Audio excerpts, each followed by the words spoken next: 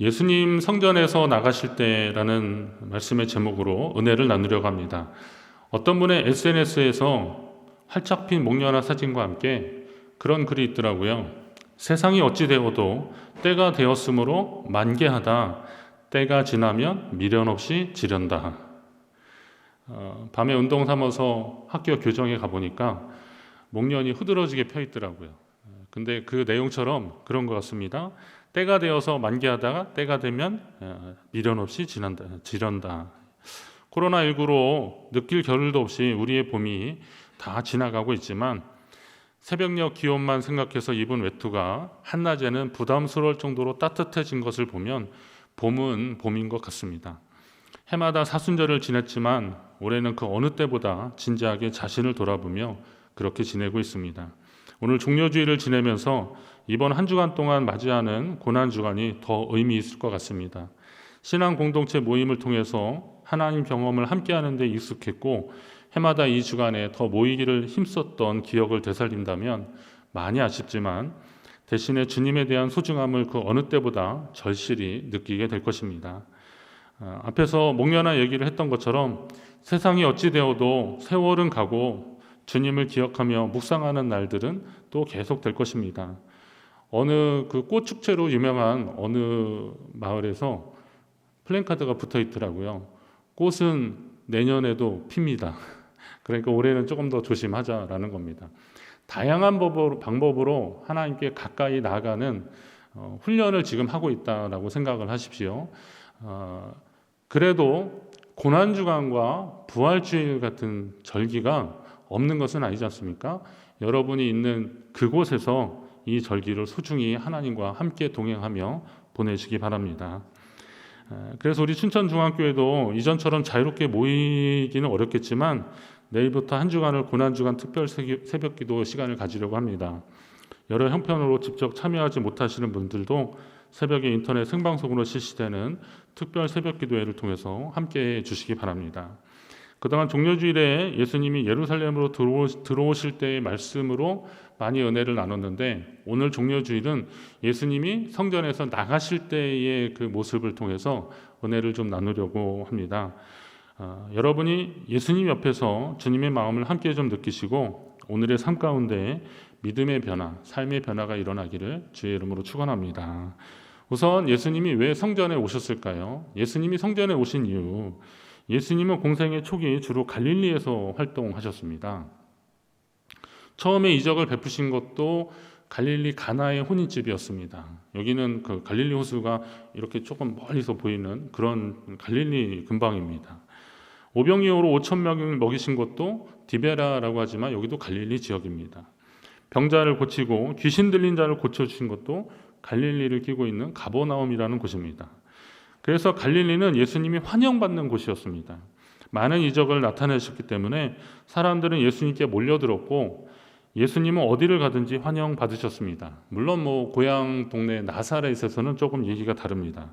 그것은 예수님의 소식을 듣고 그 예수님을 좀 방해하려고 견제하려던 유대교 지도자들과 또 어려서부터 예수님의 집안을 알고 예수님이 목수 요셉의 아들 아니냐라고 하는 그런 얘기하는 사람들 있잖아요. 누가 좀 유명해지만 걔 말이야 막 그러면서 내가 걔 어릴 적에 뭐 아는데 그러면서 그런 얘기하는 사람들, 이런 그 동네에 좀 몇몇 사람들이 좀 있긴 했지만 그래도 대부분의 사람들은 예수님을 환영했습니다. 한편 또 갈릴리는 저항의 상징인 지역입니다. 옛날부터 이 지역에서는 로마를 비롯한 이스라엘을 지배하는 제국에 대한 저항이 종종 일어났습니다. 사도행전 5장 37절에 보면 갈릴리 유다라는 사람이 나오는데 이 유다라는 사람도 로마 황제 아우구스토가 세금을 부과하려고 호적 정리를 명령했을 때 반란을 일으켰습니다. 결국 당시 로마 총독 구레뇨라는 사람에 의해서 다 진압되고 그를 추종하는 사람들이 모두 흩어지거나 죽임을 당했습니다. 갈릴리에서는 이렇게 제국이나 강대국에 저항하는 사람들이 종종 일어나서 이 지역을 지배하고 있는 나라들은, 제국들은, 총독들이 특별히 이 갈릴리를 좀 이렇게 예의주시하고 있는 그런 지역이었던 겁니다. 그런 배경 때문에 예수님이 보여주신 여러 이적들은 예수님을 임금 삼아서 세상을 바꿔보려고 하는 사람들, 갈릴리 사람들이 그런 특성이 있었다 그랬잖아요. 그런 기대로 예수님께 또 몰려들었다고도 볼 수 있었습니다. 아무튼 예수님은 그렇게 환영받으셨습니다. 적어도 갈릴리에서는. 그런데 이와 같은 목적으로 오신 예수님이 자신이 인기를 다 누릴 수 있고 인정받을 수 있는 갈릴리를 놔두고 예루살렘으로 오신 이유가 무엇일까요? 성전으로 올라가신 이유는 무엇일까요? 그곳에 성전이 있기 때문에. 이 말이 좀 그런데요. 산에 왜 가냐 그랬더니 산이 있어서 간다는 거예요. 그러잖아요. 성전에 왜 가냐? 성전이니까 가는 거예요. 성전은 하나님이 자신의 이름을 두시겠다고 약속하신 것입니다. 열왕기상 9장에 보면 하나님이 당신의 이름을 영원히 그곳에 두시려고, 그리고 주님의 마음이 항상 거기에 있다라고 성전을 지칭하고 계십니다. 이후에 예루살렘과 성전은 하나님의 이름을 두시겠다고 하는 표현이 성경에 계속 반복적으로 나오고 있는데, 따라서 예수님이 왜 예루살렘으로 올라오셨는지를 알 수 있습니다. 이번이 예수님의 마지막 예루살렘 입성이었지만 이전에도 예수님은 자주 예루살렘에 오셨습니다. 갈릴리에서 계속 활동하셨으면 사람들한테 인기가 있었고 환영도 받으셨고 가는 곳마다 선생님 오셨냐고 하면서 이렇게 다 대접받을 수 있었을 텐데, 왜 예루살렘 그리고 이 성전은 예수님을 견제하는 유대교 지도자들로 가득했고 또 예수님이 오면 그를 어떻게든 죽이려고 했던 사람들이 많았는데도 왜 자꾸 예루살렘으로 오셨고 성전으로 오셨을까요? 그곳이 하나님의 이름이 있는 곳이고 또 하나님의 마음이 있고 하나님의 눈이 있는 곳이었기 때문에 그렇습니다. 오늘 여러분이 모이기를 사모하는 마음도 바로 하나님의 이름이 이곳에 있고 하나님의 마음이 이곳에 있기 때문에 온라인으로도 예배하지만 결국 우리는 그곳에 가서 예배하고 싶은 마음이 간절한 것 아닙니까? 그리고 여러분의 삶의 자리에 그곳이, 거기에 왜 하나님이 안 계시겠습니까? 하나님이 동행하심에도 불구하고 하나님의 이름이 있는 그곳에 우리 함께 그 공간에 함께 있고 싶은 그런 마음이, 그게 믿음을 가진 사람들의 기본적인 마음이죠.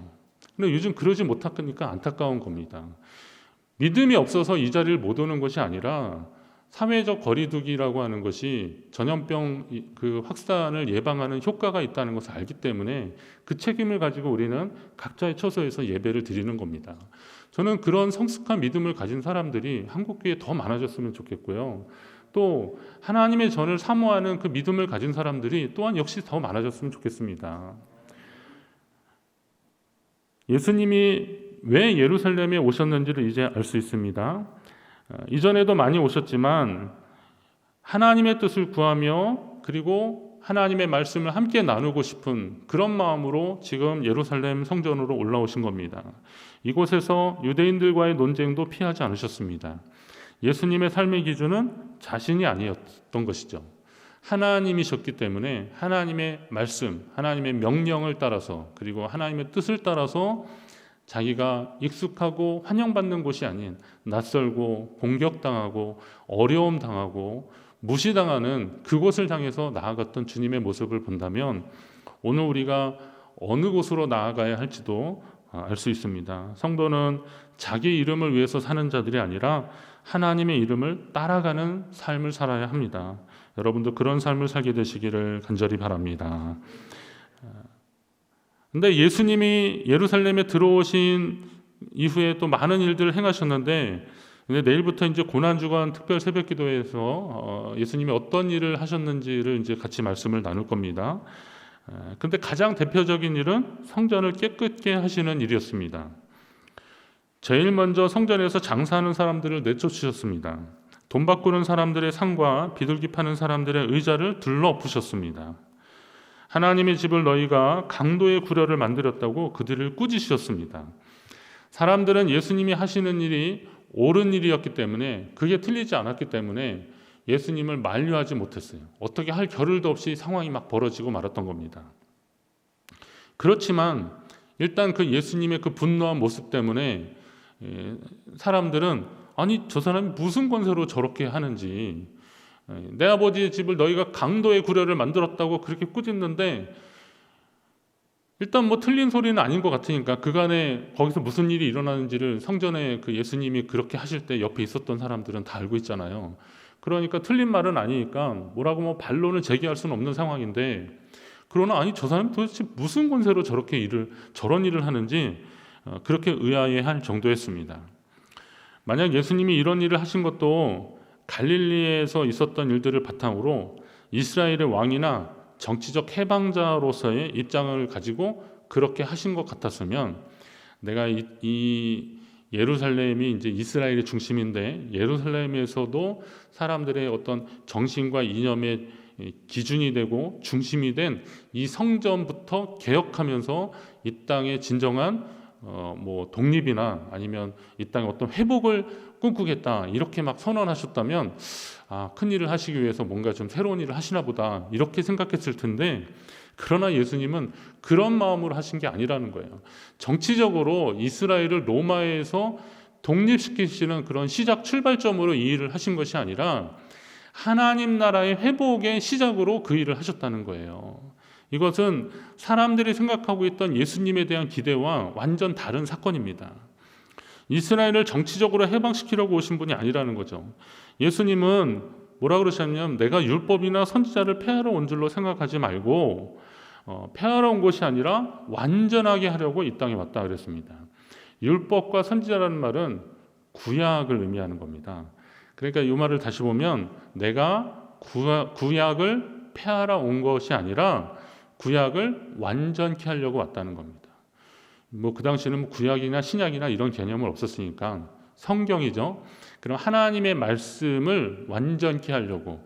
근데 유대 지도자들은 이 하나님의 말씀 그러면 구약 그러면 그냥 율법이라고 생각했어요.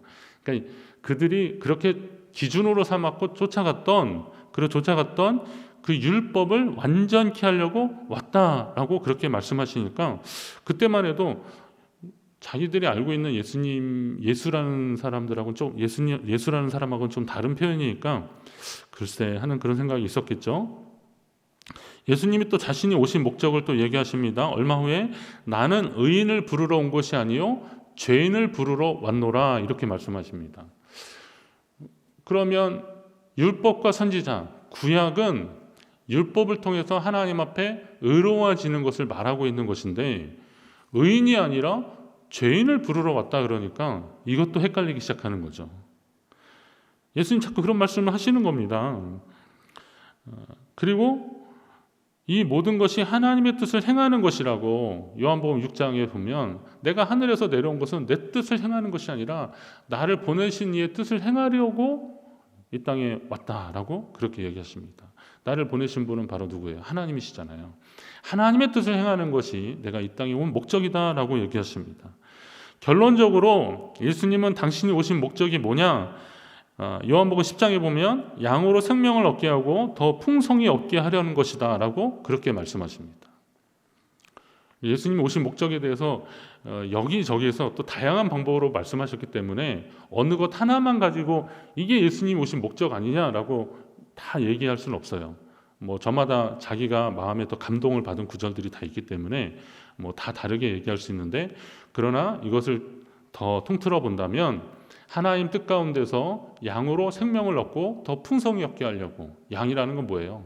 오늘 우리 인간을 말하는 거잖아요. 우리로 하여금 하나님 안에서의 생명을 얻고 더 풍성히 얻게 하려고 주님이 이 땅에 오셨다는 거예요.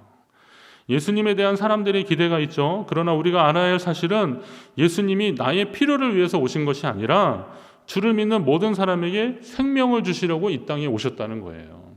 그것을 인정하든 인정하지 않든 간에 누구든 예수 안에서 생명을 얻게 하려고 하나님이 예수 그리스도를 이 땅에 보내셨다는 거예요.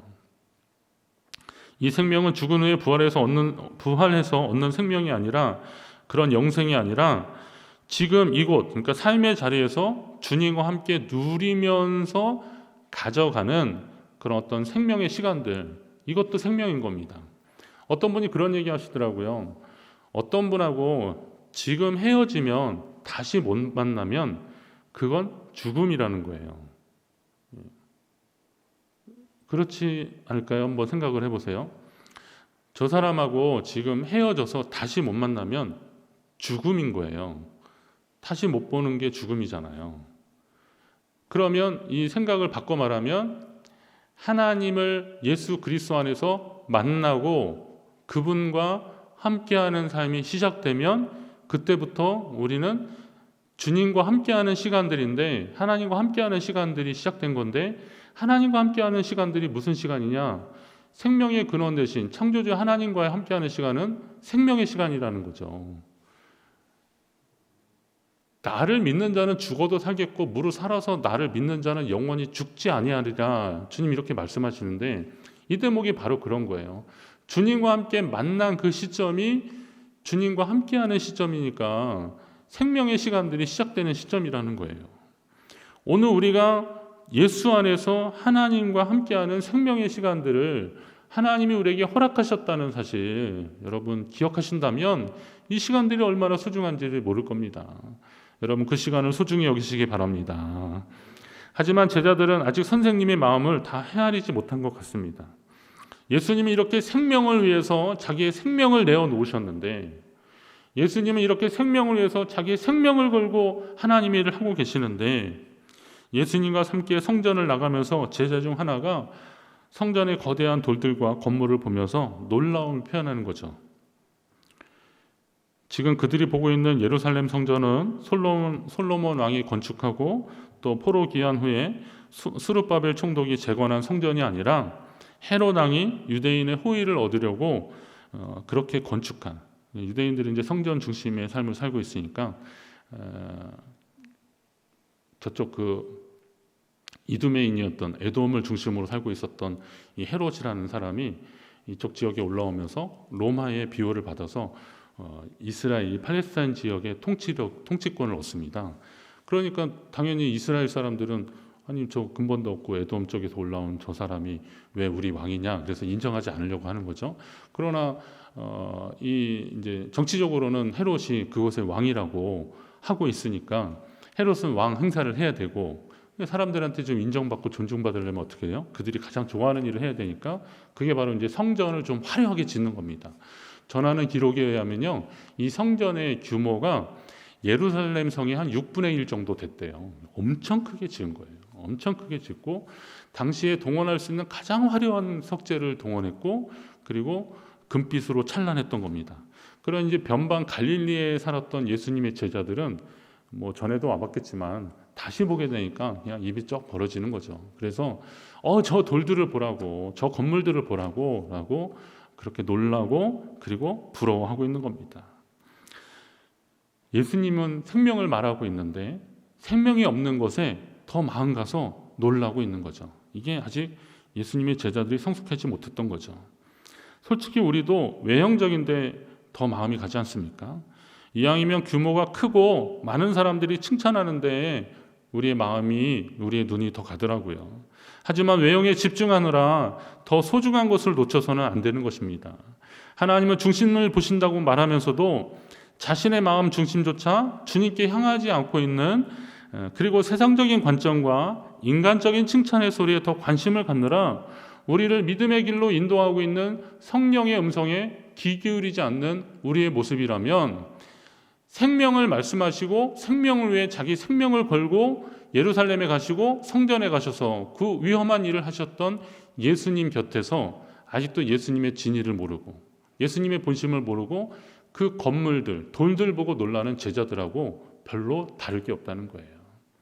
여러분, 오늘 우리가 세상의 것들로 인하여서 주님을 바라보지 못하는 일이 없어야 되는 겁니다.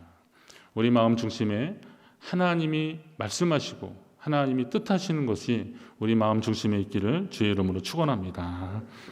예수님 그 말씀을 들으시고 돌 하나의 돌 위에 남지 않을 것이다 이렇게 말씀하시고 다 무너뜨릴 것이다 이렇게 말씀하셔요. 예수님은 제자가 말한 웅장한 돌과 화려한 성전으로 인해서 놀라지 않으셨습니다. 사실은 자신이 성전이셨기 때문에. 제자들이 그렇게 막 놀라지만 예수님 그거 놀라지 않으셨죠. 왜요? 당신이 성전이신데. 제자들은 지어진 성전의 외형에 놀랐지만 예수님 당신이 성전이었던 거죠. 나중에 제자들은 예수님이 그리스도시고 그분을 통해서 교회가 세워졌는데 결국은 그분이 교회고 성전이었구나라는 것을 나중에야 깨달았을 것입니다. 당시로서는 그러지 못했죠. 그러니 예수님은 헤롯 왕이 자기 목적을 가지고 지은 성전의 외형은 하나도 눈에 들어오지 않으셨던 겁니다. 다만 성전을 찾아오신 목적은 앞서 말씀드렸듯이 성전이 하나님의 이름을 두신 곳이기 때문에 예수님은 하나님께 나온 것입니다. 지금 예수님은 제자들과 사람들의 기억에 남을 만한 말씀을 하고 계시는데, 내가 이 큰 건물들을 보느냐? 돌 하나도 돌 위에 남지 않고 다 무너뜨려지리라. 무너뜨려지리라. 이렇게 말씀하십니다. 같은 의미로, 그러니까 같은 의미의 두 개의 다른 단어를 표현을 하고 계시는데, 돌 하나도 돌 위에 남지 않을 것이고 다 무너뜨려질 것이다. 이렇게 말씀하셔요. 이중 부정을 사용하시면서 강조하고 계시는 건데, 반드시 그렇게 될 것이다 라는 겁니다. 돌 위에 돌 하나도 남지 않는다는 건 벽돌을 이렇게 쌓는 건데 이게 다 무너진다는 거잖아요.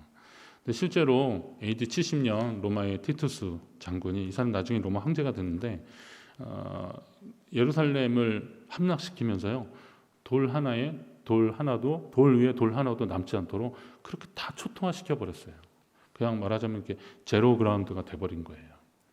하나님 그렇게 하셨던 거죠. 자, 그러면 예수님이 그렇게까지 경고와 심판의 말씀을 하신 이유는 무엇일까요? 오늘 우리의 상황과 이게 진짜 맞아 떨어지더라고요.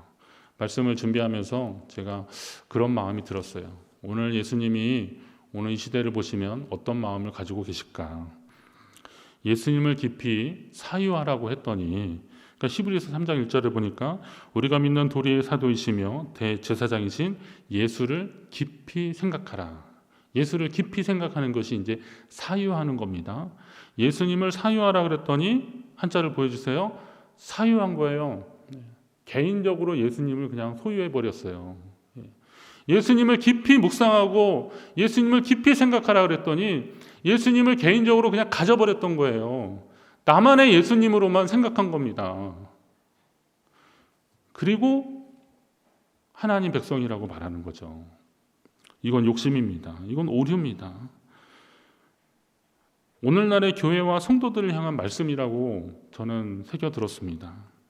많은 성도들로 인해서 자신이 대단한 존재라도 된 양 착각하고 교회를 정치와 이념의 도구로 전락시키는 그런 종교 지도자들이 있습니다. 많이 아쉽습니다. 예수님 갈릴리에서 예수님 앞에 많이 나오는 사람들, 그 사람들 이용했으면 아마 갈릴리의 그 유다라는 그 반란을 일으킨 사람보다 훨씬 더 파괴력 있게 파급적으로 뭔가 더 큰 일을 하셨을 것입니다. 그러나 예수님 그렇게 하지 않으셨잖아요. 자기에게 오는 사람들이 자기가 좋아서 온 게 아니에요. 그건 하나님을 만나러 온 것이고, 하나님 앞에 믿음으로 바로 살려고 오는 사람들이면 그들을 바로 가르치고 바른 길로 인도하는 하나님의 말씀을 전해줘야 되는데, 자기 주장과 자기 이론을 그들에게 이야기함으로 인해서, 그리고 거기에 동조하는 사람들을 계속 만들어서 그걸 통해서 자기의 영향력을 강화시키려고 하는 그런 잘못된 지도자들이 있다는 거죠. 선거 때만 되면 교회를 이용하려는 지도자들이 너무 많습니다. 선거 때만 되면 저한테 여기저기서 연락이 왔어요. 기자들도 오고 어떤 정당 쪽에서도 오고 그랬는데, 저는 참 부끄러웠어요. 이게 왜 이런 전화가 오나 그랬더니 저를 지도하셨던 교수님이 당신이 하도 그런 전화를 받으니까 저한테 그거를 그냥 다 돌려버리신 거더라고요. 그래서 저도 그 전화를 좀 몇 번 받고 그랬는데, 근데 결국 이야기하는 건 뭐냐면 자기들이 듣고 싶은 이야기를 들으려고 그러는 거예요. 교회와 국가 속에서, 국가의 관계 속에서 듣고 싶은 이야기를 들으려고 하는 거지 하나님의 뜻이 무엇인지를 찾으려고 하지 않는 겁니다. 자기 생각을 표현하는 것은 자유겠지만 그것이 마치 하나님의 뜻인 양 말하지는 말아야 되는 겁니다. 지금은 하나님의 뜻을 말할 때가 아니라 더 겸손하게 기도하며 하나님을 찾고 하나님을 만나야 되는 거예요. 하나님을 만나는 게 제일 중요한 일입니다. 솔직히 이전에는 저도 잘 지은 교회 건물을 보면 감탄했습니다. 어떻게 저렇게 멋있게 잘 지었을까? 화려한 외형이나 교회 안에 들어갔을 때 보면 또 알잖아요. 이 첨단 미디어, 뭐 조명 이런 시스템, 뭐 냉난방 시스템 이런 거 보면 야, 참 좋겠다 이런 마음이 막 들었습니다. 참 부러웠습니다. 그런데 요즘은 보이는 것이 다가 아니라는 생각이 참 절실하더라고요. 그 화려했던 그 성전도, 그 교회도, 그러니까 그 화려했던 성전이나 그 교회도 상황이 이렇게 됐을 때 그것이 다 무용지물이 될 수도 있는 거더라고요. 결국은 남는 거는 건물이 아니라 하나님을 향한 우리의 믿음이 남는 거고, 이 세상을 향한 하나님의 뜻이 남는 건데, 사람들은 자꾸 외형적인 데 치중하니라 하나님의 진심을 찾지 못하는 겁니다. 우리의 마음의 성전이 바로 세워지지 않으면 아무리 보이는 성전이 훌륭해도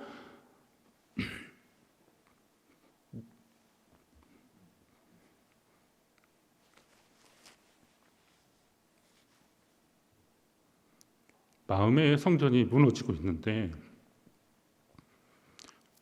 마음의 성전이 무너지고 있는데 우리 다음 세대 아이들이 하나님 전에 나오고 싶어도 그 제대로 된 영적인 성전이 세워지지 않고 있는데 그 위기의식을 느끼지 못하고 나만의 성전을 사유하려고 하느라 하나님 뜻이 이 땅 가운데 이루어지지 않고 있는 이 현실을 우리는 어떻게 할 겁니까?